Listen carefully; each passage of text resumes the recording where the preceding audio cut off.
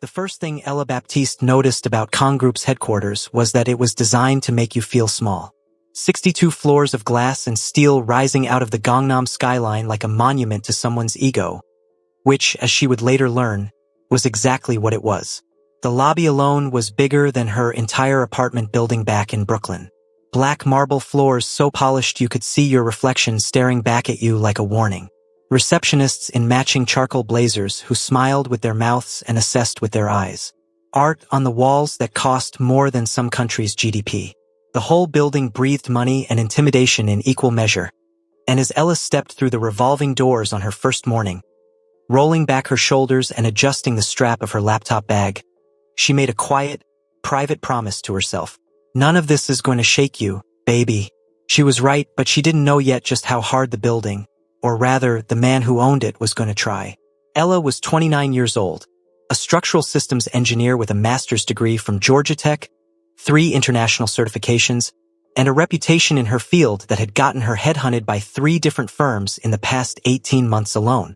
Kong Group had won the bidding war not because they offered the most money, though the salary package had genuinely made her sit down, but because they were building something that nobody had successfully built before. A fully integrated smart infrastructure system for a new mixed-use development district in Incheon, the kind of project that came along once in a career and made your name if you pulled it off.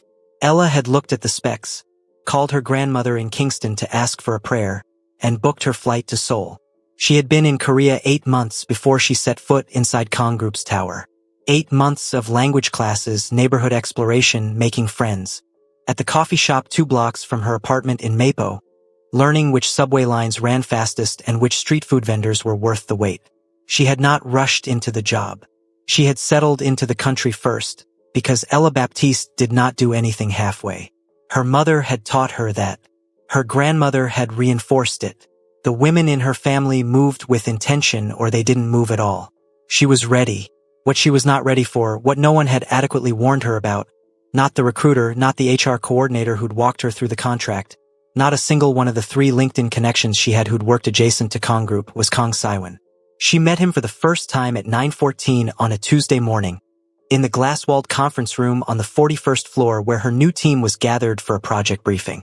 She had arrived at 8:50 because she was always early, had introduced herself to her 6 teammates, a mix of Korean and international engineers, all of whom seemed genuinely warm and slightly tired in the specific way of people who'd been grinding hard for a long time, and had set up her laptop and notebook and was reviewing the preliminary schematics when the door opened. The room changed. It was the only way she could describe it later, when she was telling her best friend Dominique about it over a voice note that lasted 47 minutes. The room changed the moment he walked in. The engineers who'd been chatting went quiet. One of her new colleagues, a Korean woman named Park Ji-yeon who would later become her closest friend in the office, sat up straighter so fast it looked like someone had yanked a string in her spine. Even the air conditioning seemed to hesitate. Kong Saiwon was 36 and looked like God had gotten very serious about the assignment. Tall for a Korean man, 6'1", maybe more, with a lean, angular build that his dark suit used well. His face was the kind of face that belonged on magazine covers and tended to make people forget what they were saying. Sharp-jawed and dark-eyed and arranged in an expression that communicated, with startling efficiency, that he had exactly 0 interest in being here and even less interest in you. His hair was pushed back from his forehead in a way that looked careless and certainly wasn't. He did not smile when he entered. He did not acknowledge the room's silent shift in posture.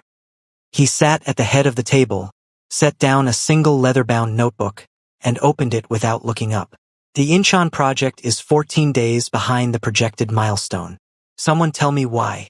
Not good morning. Not hello, let's get started. Just accusation, cold and clean, dropped into the room like a stone into still water.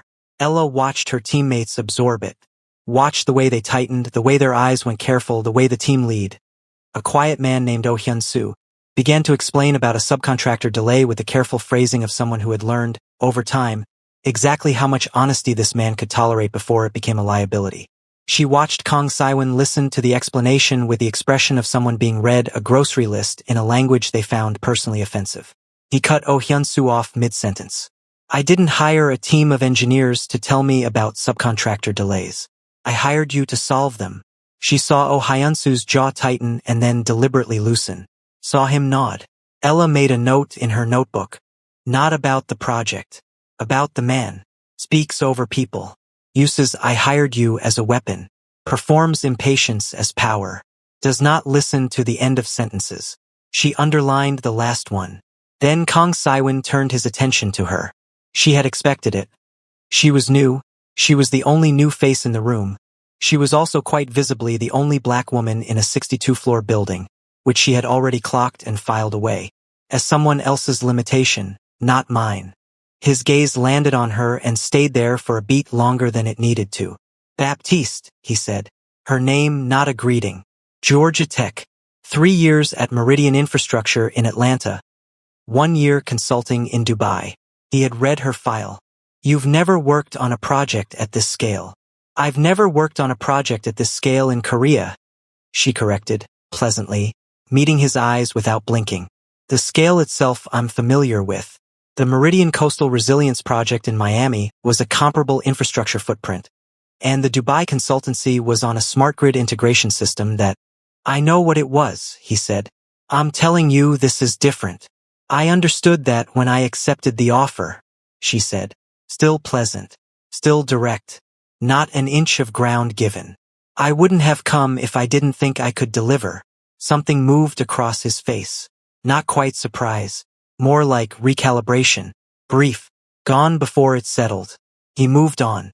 He spent the next 40 minutes dissecting the project timeline with the surgical precision of someone who understood engineering deeply and regarded the humans doing the engineering as necessary but somewhat inconvenient variables. He identified gaps in the substructure load analysis. Correctly, she noted he was not wrong, and he assigned correction timelines with the warmth of a court summons.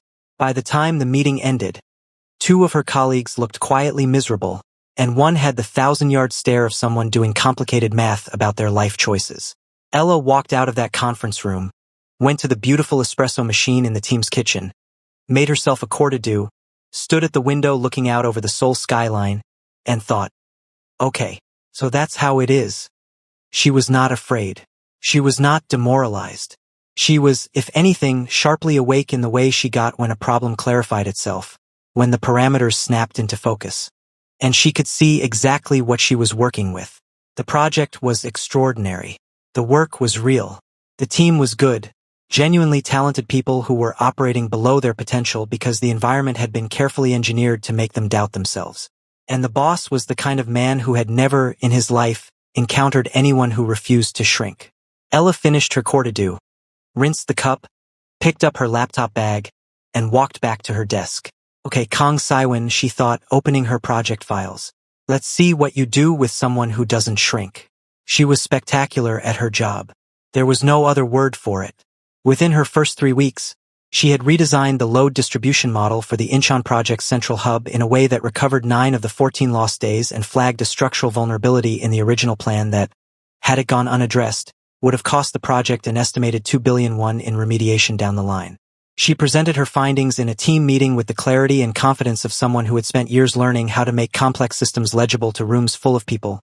Colorful, well-annotated schematics, plain language explanations, a sense of humor about the dense technical parts that made her teammates lean forward rather than glaze over. She stayed late when she needed to and left on time when she didn't, because she understood that martyrdom was not the same as excellence. She brought food sometimes. The Jamaican beef patties she made from her grandmother's recipe on Sunday afternoons, or the Korean snacks she was still enthusiastically discovering, laid out on the team kitchen counter with a little sticky note that said, "For my people." And watched the way her teammates' shoulders dropped an inch when they ate something warm in the middle of a hard day. Park Ji-yeon, who sat 2 desks from her and had the kind of dry wit that announced itself quietly, and then destroyed you, became her person by the end of the first month. They ate lunch together, walked to the subway together, sent each other memes in a group chat they'd named Surviving the Mothership. Ji-yeon had been at Kong Group for 4 years. She was one of the best mechanical engineers Ella had ever worked with, and she operated under a continuous low-level stress that Ella found heartbreaking and infuriating in equal measure. He told me my presentation was adequate last quarter, Ji-yeon said one afternoon over bibimbap, with the tone of someone reporting a weather event they had accepted but not forgiven. I had worked on it for 3 weeks. I found a materials cost reduction that saved the company 400 million won. Adequate? Ella repeated. His exact word. Ella pressed her lips together. Put down her spoon. Giona. That is not adequate behavior from a leader. He's not really a leader, Gion said, with the equanimity of someone who had processed this a long time ago. He's a... She searched for the word. A result extraction machine. Ella stared at her. A what? He extracts results. He does not care how they are produced. He does not care about the people who produce them. He only cares that they are produced on time and exceed the previous benchmark. She picked up her spoon again. This is just how he is. That, said Ella, is exactly the kind of thing people say right before something changes. Gion looked at her for a moment. Then, very quietly, she smiled. The change arrived on a Wednesday in her 6th week, in the 41st floor conference room, in front of the entire project team and 2 senior executives who had come up from the 38th floor for a progress review. Ella had prepared a comprehensive mid-project analysis. 22 slides, fully annotated, covering structural progress, timeline recovery, revised risk assessments, and a proposal for a phased integration approach in the 3rd quarter. That she was genuinely proud of. It was elegant, it was efficient, and it solved a scheduling conflict that had been quietly stressing the whole team for weeks. She presented it well. She always presented well. Her voice was clear and warm. She moved through complex material with ease. She read the room and adjusted her pace. She fielded questions from the 2 executives with the comfortable fluency of someone who knew her material cold. Her teammates were nodding. One of the executives was taking notes. Ella could feel the energy in the room, the particular quality of attention that told her this was landing. And then Kang Saiwan spoke. He had been at the end of the table, elbow on the armrest, 2 fingers pressed against his temple, watching her the way he watched everything, with total focus and zero warmth. When she finished, there was a moment of silence that felt like approval. Then, the phased integration model is inefficient. She waited. He didn't elaborate. Could you be more specific? She asked. It adds complexity to the Q3 handoff. We don't need more complexity, we need speed. The phased model actually reduces complexity at the Q3 handoff, she said, keeping her voice level. That's the point of it. The current single-stage handoff creates a 3-week window where the mechanical and structural teams are working in the same zone simultaneously, which is a coordination risk. The phased approach staggers that by... I've read it, he said. Then you've seen the coordination risk assessment on slide 17. Your assessment. My assessment, yes. Based on the site data, the subcontractor schedules, and 4 comparable projects I've analyzed in the past 2 years. She paused. If you have a different reading of the coordination risk, I'd genuinely like to hear it. He looked at her. I'm not here to debate with junior engineers. The room went very still. Junior engineers. She had been called many things in her career. This was not the first time. Someone had tried to use a label to put distance between her and her own competence. She felt the old familiar flicker of heat in her chest, the one her grandmother called the Baptiste fire, and she did what she always did with it. She let it sharpen her. I'm the lead structural engineer on this project, she said, very calmly, very clearly. Not junior. And this isn't a debate. It's an engineering recommendation based on documented evidence. She held his gaze. But I understand if you'd like more time to review the analysis before responding to it. She smiled. Not small. Not apologetic. The full smile, warm and steady as sunlight. One of the executives cleared his throat. Kang Saiwan looked at her for a long moment with an expression she couldn't quite read. He did not respond. He closed his notebook, stood, and left the room. Ella turned back to her slides. Any other questions? She asked the room pleasantly. Under the table, out of sight, Park Ji-yeon pressed her foot against Ella's and kept it there. The incident happened on a Thursday. Ella would later refer to it, in the voice note to Dominique that clocked in at 1 hour and 12 minutes, as the day I set him straight in front of God and the entire project team, and I would do it again in a heartbeat. It had been building. Anyone paying attention could see it. The dynamic between Ella and Kang Saiwan had settled into a particular tension. Not hostile, exactly, but charged, like 2 electrical systems running parallel to each other, each generating its own field. He pushed and she didn't fold. He dismissed and she redirected with evidence. He tried the junior engineer angle twice more after the first time, and both times she corrected it with the breezy, factual precision of someone swatting away a fly while continuing to read.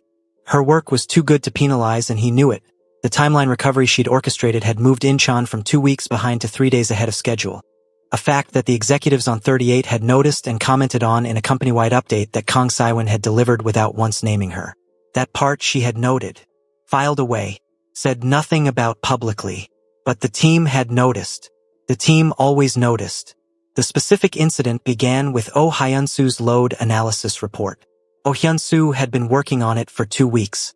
She knew this because she had reviewed his preliminary data, offered suggestions, watched him refine and revise with the careful diligence of someone who cared deeply about his work and lived in constant low-grade terror of the man who would evaluate it. The final report was good. Not good, excellent. He had caught a soil compaction discrepancy in the eastern sector that no one else had flagged, and his proposed mitigation approach was clean and cost-effective and would save them a potential headache in year 3 of the project.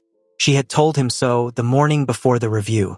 He had smiled, a small, careful smile, and said thank you, Baptiste, and gone back to his desk to triple-check his formatting. The review was in the main conference room, 8 engineers, 2 department heads, Kang Saiwon at the head of the table. Oh Hyun-soo presented for 25 minutes. He was not a natural performer. His voice stayed a little flat when he was nervous, and he was nervous, but the content was airtight and everyone in that room with any engineering knowledge knew it. When he finished, he looked at Kang Saiwon.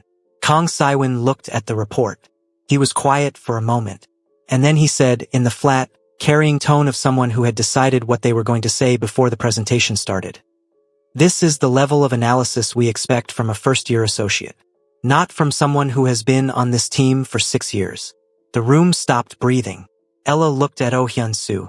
She watched the man's face do something she recognized, the careful, practiced recalibration of someone absorbing a blow they'd absorbed before, smoothing it over fast so it wouldn't show, nodding slightly because nodding was the safest response. She had watched this happen to her team members for 6 weeks. She had documented it in her private notes. She had discussed it with Jiyeon over lunch, analyzed it, contextualized it, made peace with the reality that this was an environment she hadn't built and couldn't dismantle, that her job was to do excellent work and protect her own peace and model something different for the people around her. But this was a different category. This was a man who had found the soil compaction discrepancy, saved the project from a year 3 crisis, produced an excellent piece of technical work, and was now sitting in a room full of his colleagues being told he had performed at the level of a first-year associate. By a man who hadn't even engaged with the substance of the report, who had delivered that verdict before Oh Hyun-soo had been given 30 seconds of silence for his work to land. The Baptiste fire didn't flicker this time. It stood up straight and cleared its throat. Actually, Ella said. Every head in the room turned. I want to push back on that. She said it lightly in the easy, conversational tone she used when she was about to be very precise. She opened her copy of the report on her laptop and turned the screen slightly toward the table. Hyun-soo SSI identified a soil compaction discrepancy in the eastern sector on page 12. I've been on 3 projects where that exact category of discrepancy wasn't caught until year 2. And in 2 of those cases the remediation cost exceeded the original mitigation budget by a factor of 4. The fact that he caught it now, at this stage, is not associate-level work. It's the kind of catch that senior forensic engineers get brought in specifically to make after the fact. She paused. Let that sit. Kang Saiwon's eyes were on her. The specific quality of his attention had changed. It was sharper now, more present, the way it got when something had surprised him and he was deciding what to do with the surprise. She wasn't done. And I've noticed, she continued, still pleasant, still even, still looking at him with the direct, unhurried gaze that she had inherited from a long line of women who had looked harder things in the face, that this is a pattern in how feedback gets delivered in this room. Work that is good gets called adequate. Work that is excellent gets evaluated against a standard that isn't stated, isn't consistent, and doesn't appear to have anything to do with the actual quality of the output. She tilted her head slightly, which creates an interesting question. Baptiste. His voice had a warning in it. If the standard is never defined, she said, ignoring the warning with the specific cheerfulness of someone who has decided the warning doesn't apply to them, and it's never met and nothing is ever acknowledged as good enough, then the question isn't whether the work is good. The question is what function the criticism is actually serving. She smiled at him, bright and direct and completely unintimidated. Because from where I'm sitting, it doesn't look like quality control. It looks like a management strategy. The silence in that room had a texture. Kang Saiwon stared at her. She held his gaze and did not look away and did not stop smiling. One of the department heads had gone very still in the way of someone watching a car accident happen in slow motion and finding it, against their will, riveting. Then Park Ji-yeon, 2 seats down, made a sound that she immediately converted into a cough that convinced absolutely no one. I don't need you, Kang Saiwon said, quietly, to psychoanalyze my management approach. Good, Ella said. Because I'm not a psychologist, I'm a structural engineer. So let me bring it back to the structure. She turned her laptop toward him, Eastern Sector schematic on screen. Oh Hyunsu's flag discrepancy highlighted in blue. This catches excellent work. I want it on record that I said so. And I think when the year 3 phase rolls around and this sector is clean, Hyunsu SSI is going to be the reason why. She closed her laptop, looked at the room. Does anyone have technical questions about the report itself? Nobody spoke for 3 full seconds. Then one of the department heads said, carefully, I have a question about the mitigation timeline on page 15. And the meeting continued. Ella did not fully appreciate the magnitude of what had just happened until she was in the elevator going down to grab lunch, and Park Ji-yeon materialized beside her, grabbed her arm with both hands, and said in a low, strangled voice, Ella Baptiste, what was that? A professional observation, Ella said.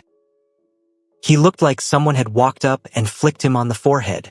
He looked, Ella said, like a man who has never been disagreed with by someone who wasn't afraid of him, which is a personal problem, not a professional one. Ji-yeon stared at her. The elevator doors opened and they stepped out into the lobby and Ji-yeon still had not let go of her arm. Are you not scared? Ji-yeon asked. Ella considered this sincerely. Of what? Of consequences. Of him. He owns this building, Ella. He owns 12 buildings. He has, you know what his family is involved in. I know, Ella said. She was not naive about the Kang family's business reach. She had done her research, knew the shape of the empire, understood that Kang Group's gleaming corporate face had other faces behind it that operated in different registers. She had assessed that information and reached a conclusion that her grandmother, had she heard it, would have recognized immediately. My grandmother used to say, you can't walk smaller to make a bully feel bigger, baby, because they'll just build a box around you. She pressed the crosswalk button. I'm not walking smaller. Ji-yeon was quiet for a moment. Then, your grandmother sounds incredible. She would eat this man for breakfast and then go tend her garden, Ella said. I'm just a pale imitation. Ji-yeon laughed. A real one, unguarded. The kind she didn't let herself have often in that building, and linked her arm through Ella's as the light changed. What Ella had not expected was what happened when she got back to her desk. Oh Hyun-soo was waiting for her. He was standing at the end of her workstation, slightly formal in the way he stood when he was uncomfortable, and for a moment she thought, oh, here it comes, he's going to tell me I shouldn't have said anything, that it made things worse, that the culture doesn't work that way. Baptiste SSI, he said. And then, very quietly, thank you. She looked at him. No one has, he stopped, started again. In 6 years. No one has said that. He was looking at a point somewhere near her shoulder, the way people did when what they were saying was too real to be delivered with full eye contact. I know you didn't need to do that. I know it was a risk for you. But, he looked up briefly. Thank you. Ella felt something in her chest do a small, significant thing. You did excellent work, she said. Someone needed to say it. He nodded, went back to his desk, and Ella sat down, opened her laptop, and noticed that her hands were very slightly shaking. Not from fear, but from the specific adrenaline of having stood up and been seen standing up, which was, she had always found, its own kind of terrifying. She breathed through it. Then she opened her project files and got back to work. 2 weeks after the conference room incident, which had acquired that name organically, passed in low voices between the engineers of the 41st floor like a piece of oral history, the thing that Ella hadn't predicted happened. Kang Saiwon called her into his office alone. She got the message from his assistant at 11:15 on a Monday morning. Mr. Kang requests your presence at 2 p.m. Not a question. She read it, saved her work, and spent the next 45 minutes finishing a load analysis before she let herself think about what it might mean. Gion materialized at her desk at 12:30 with a lunchbox and enormous eyes. He summoned you. He did. Ella. Gion. Should you be concerned? Ella unwrapped her chopsticks. I've been doing my job excellently for 8 weeks. If there are concerns about my performance, they will need to be documented and specific, and I will respond to them with evidence. If there are concerns about my conduct in the conference room, she popped a piece of radish into her mouth. I'll say exactly what I said in the conference room, because it was accurate and professional and I stand behind it. You are the calmest person I have ever met, Gion said. I'm terrified, Ella said pleasantly.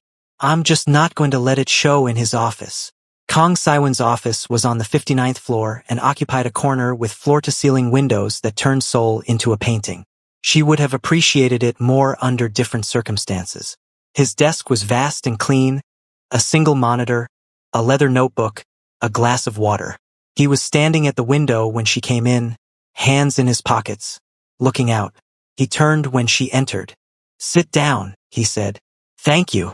She sat, crossed her ankles, settled her hands in her lap.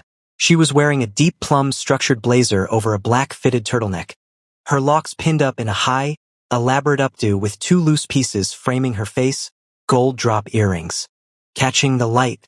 She had not dressed for this meeting. She dressed like this every day, but she was aware, as she sometimes allowed herself to be, that she looked exceptionally good and that this was not irrelevant information. He sat across from her, looked at her for a moment. You've been here 8 weeks, he said. 9, she corrected. As of yesterday. His jaw moved slightly. 9 weeks. In that time you've recovered the Incheon timeline, identified the Eastern Sector compaction issue before Hyansu's report, redesigned the Q3 integration model, and produced what the 38th floor is calling the strongest mid-project analysis they've seen on this development. She waited. Compliments from this man, she suspected, were structurally indistinguishable from build-up. You also, he said, contradicted me in a room full of my senior staff and 2 department heads. I provided an engineering assessment that differed from your characterization of a colleague's work, she said, which I stand by. I'm aware you stand by it. Was the compaction catch first-year work? She asked directly. He looked at her. A long moment. No, he said. The word landed in the room like something that had been carried a long way. She kept her expression neutral, but internally noted. He can say it. He just never does. Then the record should reflect that, she said. Hyansu SSI has been on your team for 6 years. His institutional knowledge of this project is irreplaceable. If he doesn't know that his contributions are valued, she held Saiwan's gaze. You're going to lose him, and then you'll spend 8 months training someone to the level he's already at on a project that can't afford that kind of interruption. You're telling me how to manage my team. I'm telling you what I observe as a structural engineer, she said. Systems fail when load-bearing elements are undersupported. That applies to people too. He stared at her. Something was working behind his eyes. The recalibration again, more prolonged this time, like a calculation that kept returning different results. You grew up in New York, he said, unexpectedly.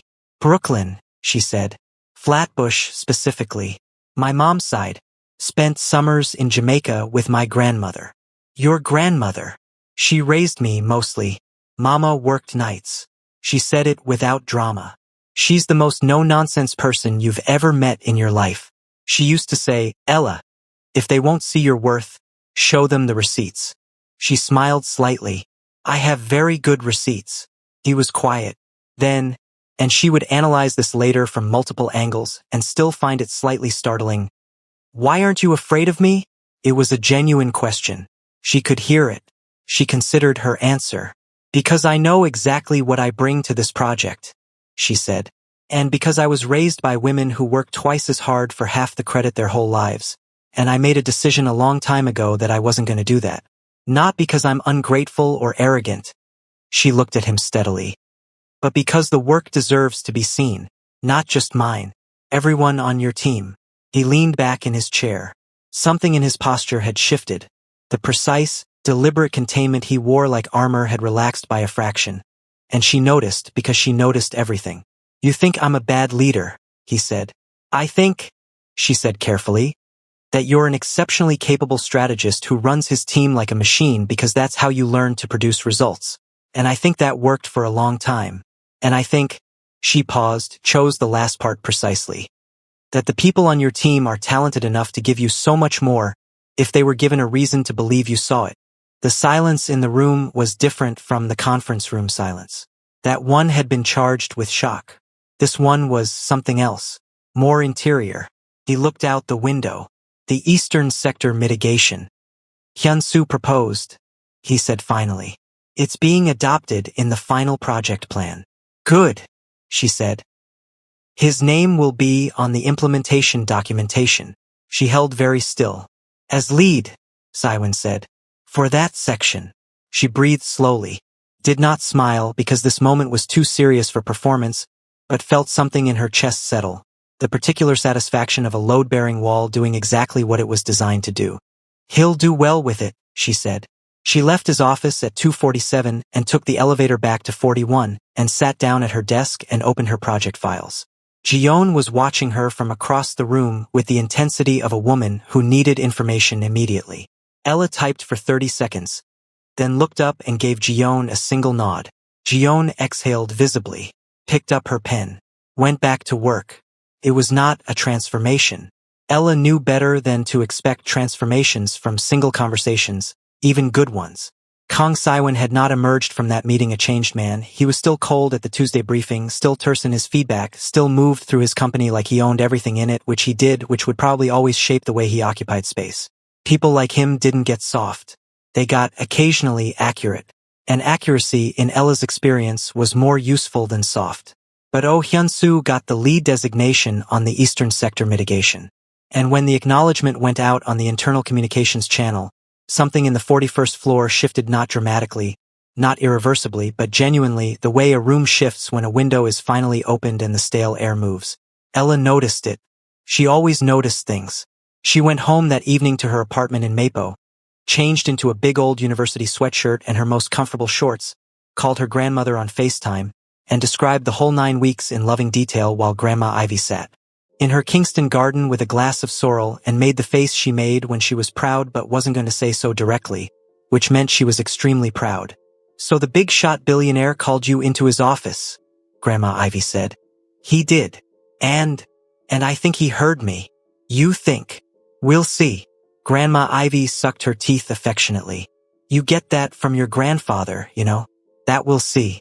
He used to drive me absolutely. She waved a hand. But you handled yourself? I always handle myself, Grandma. Yes, you do, baby. Grandma Ivy looked at her through the screen.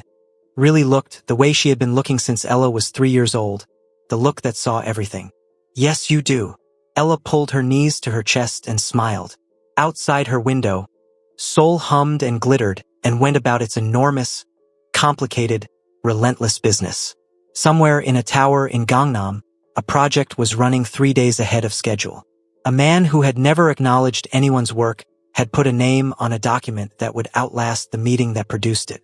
And Ella Baptiste, 9 weeks into a country that wasn't hers and a project that was changing her career and a situation that had tried very sincerely to make her small, sat in her apartment, full of her grandmother's voice and her own quiet satisfaction, and felt exactly the size she had always been, which was and always had been more than enough. So besties, in this story we learned that your worth doesn't need anyone's approval to be real. Show up, do excellent work, know your value, and never shrink yourself to make someone comfortable in their own smallness. The right people will see it, and the wrong ones, they will learn. Thank you so much for watching. Kindly like, subscribe, and share.